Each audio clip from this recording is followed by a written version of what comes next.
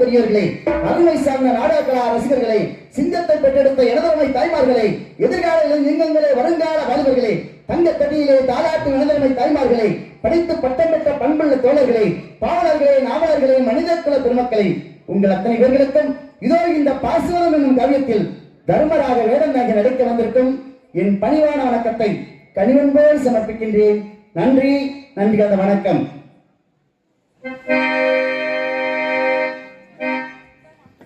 பரமசிவன் கழுத்தில் இருந்து பாம்பு கேட்டது, கருடா சவிக்கமா, யாரும் இருக்கும் இடத்தில் இருந்து கொண்டால் எல்லாம் சவிக்கமே. கருடன் சொன்னது அதில் அர்த்தம் உள்ளது.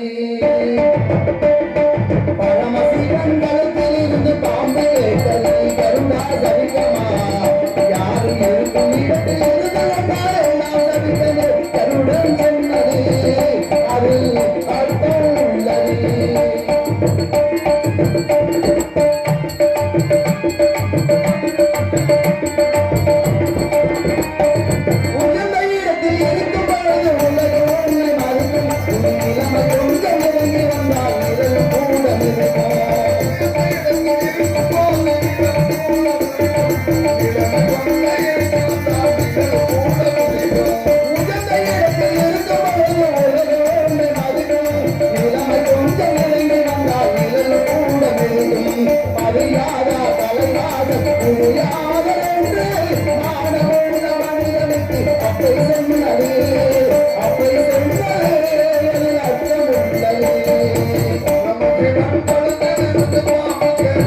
Garuda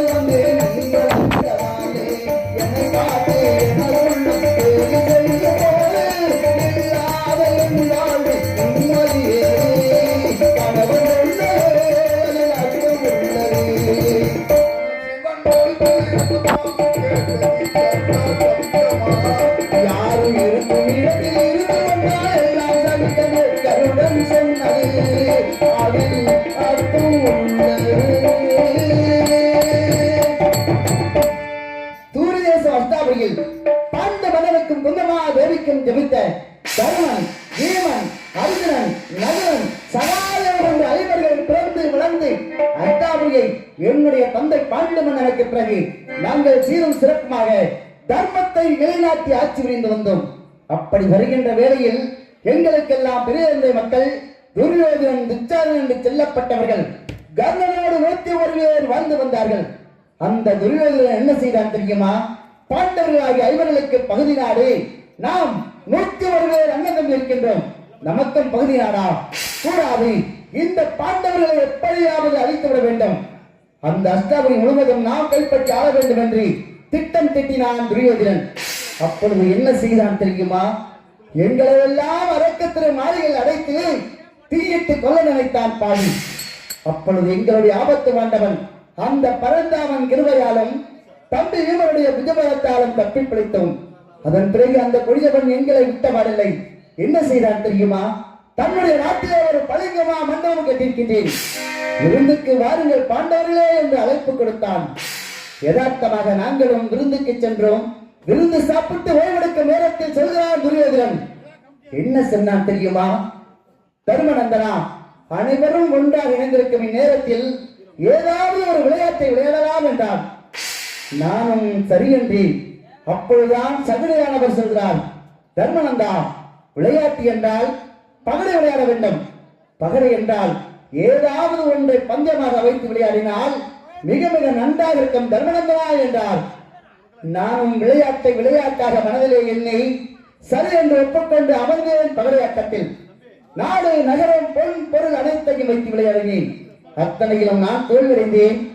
அந்த துரியோதனன் வெற்றியடைந்து விட்டான். அப்பொழுது இழந்த நாட்டையும் நாட்டில் உள்ள மக்களையும் எப்படியாவது மீட்க வேண்டும் என்ற எண்ணம் கொண்டு என் உடன் பிறந்த தம்பிமார்கள் 4 பேரையும் பந்தயமாக வைத்து விளையாடினேன். அதிலும் இந்த பாவி தோல்வியடைந்து விட்டேன். அந்த துரியோதனன் வெற்றியடைந்து விட்டான். அப்பொழுது என்ன செய்வது என்று தெரியாமல் கலங்கி நின்றேன். அப்பொழுதுதான் சகுனியானவர் சொல்கிறார். என்ன சொன்னார் தெரியுமா? தர்மநந்தனா, ஏன் கலங்கி நிற்கின்றாய்? உன்னிடத்தில் விலைமதிக்க முடியாத ஒரு பொற்கேசம் இருக்கின்றது, அதை வைத்து விளையாடினால் மிக மிக நன்றாக இருக்கும், இழந்த நாட்டையும் தம்பிமார்களையும் மீட்டு விடலாம் என்றார். நான் எந்த ஒரு வழியும் இல்லாமல் ஐவருக்கும் தேவியான திரௌபதியை பந்தயமாக வைத்து விளையாடினேன். அதிலையும் இந்த பாவி தோல்வியடைந்தேன். சகுனியின் சூழ்ச்சியால் வெற்றியடைந்து விட்டான் துரியோதனன். அப்பொழுது தம்பி துச்சாதனன் என்ன செய்தான் தெரியுமா? திரௌபதியை நாங்கள் வென்று விட்டோம், எங்களுக்குத்தான் திரௌபதி சொந்தம் என்று பாரா சபை என்று கூட பாராமல் திரௌபதியின் துயிலாரை பற்றி உருவி மானவங்கம் செய்தான். கத்தினால் கதறினால் திரௌபதா, நாங்கள் ஐவரும் தலைகுனிந்தோம். காரணம், அண்ணவன் கரத்திலே தோல்வியடைந்த காரணத்தால். அதன் பிறகு கண்ணா கண்ணா என்று கத்தினால் எங்களுடைய ஆபத்து வாண்டவன் பரந்தாமன் ஓடி வந்து மாயத்தியல் கொடுத்து மானத்தை காப்பாற்றினார்கள். அதன் பிறகு செல்கிறான் துரியோதனன். என்ன சொன்னான் தெரியுமா? தர்மநந்தனா, நீங்கள் அனைவரும் எனக்கு அடிமையான காரணத்தால் வருடத்திற்கு ஒரு வனம் கடந்து வேண்டும்.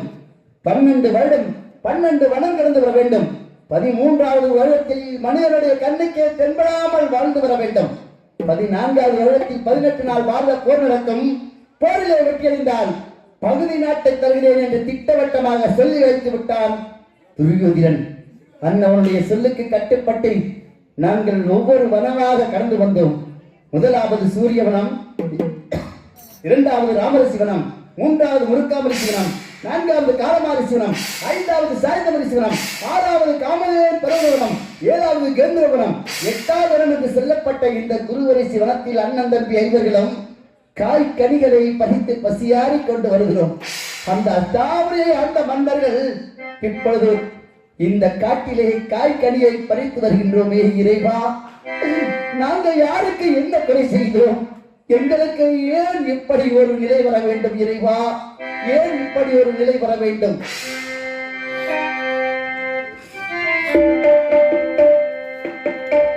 யாருக்கு நான் தீங்கு செய்தேன் இறைவா? நாட்டில் யார் குடியை நான் கெடுத்தேன் இறைவா?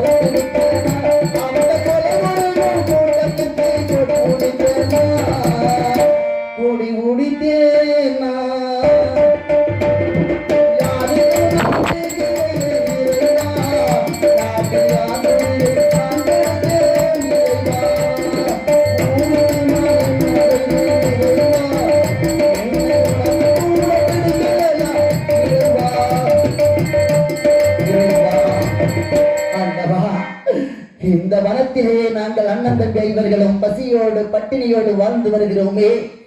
அட்டாவரே ஆண்ட மன்னர்கள் பாரா வனத்தில் அழுது புலம்பிக் கொண்டிருக்கின்றோமே இறைவா, மீண்டும் அந்த அத்தாவரியை நாங்கள் ஆழ்வோமா மாட்டோமா? ஒன்றுமே புரியவில்லையே, என்ன செய்வோம்?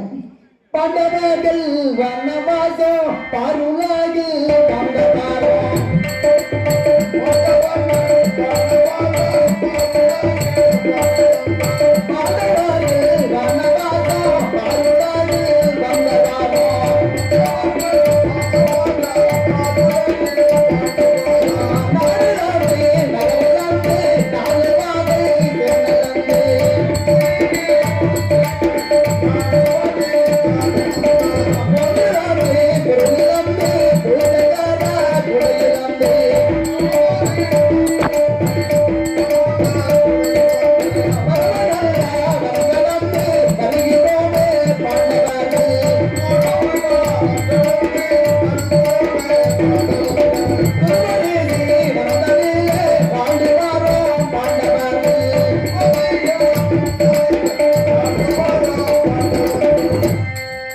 இப்பொழுது 8வது செல்லப்பட்ட இந்த குருவரிசி வனத்தில் அண்ணன் நம்பி ஐவர்களும் இப்பொழுது வந்து கொண்டிருக்கின்றோம்.